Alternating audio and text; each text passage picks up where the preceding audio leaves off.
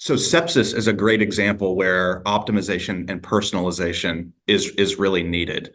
Um, if a patient walks in the door with the diagnosis or a perceived diagnosis of sepsis, we give the patient at face value 30 milliliters per kilogram of a crystalloid resuscitation.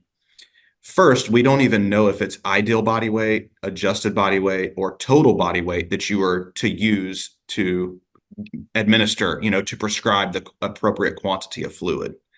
Further, if after you've given that initial resuscitative dose of 30 milliliters per kilogram, it is then up to the clinician to decide, if the patient remains hypotensive, do you go straight to IV vasoactives like norepinephrine and vasopressin, for example, or should you give additional small aliquots of crystalloid? Should you give an additional 250 or 500 milliliters of crystalloid, or do you start using colloid at some point?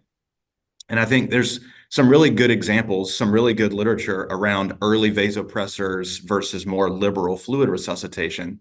But there's one example that was actually in the news here in Georgia, and this was several years ago.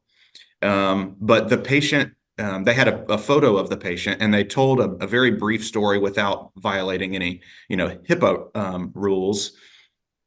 But they described a patient having sepsis, and she received therapy that called digital necrosis and required amputation.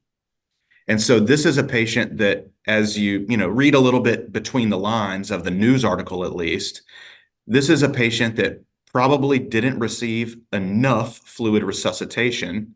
And because there's a lack of ability or knowledge on how to optimize and personalize fluid volume and measure fluid status, there's a pretty significant possibility that the patient received vasopressors when she should have continued receiving fluid resuscitation, and that increased the likelihood and the significance of the digital necrosis leading to amputation of both hands and feet.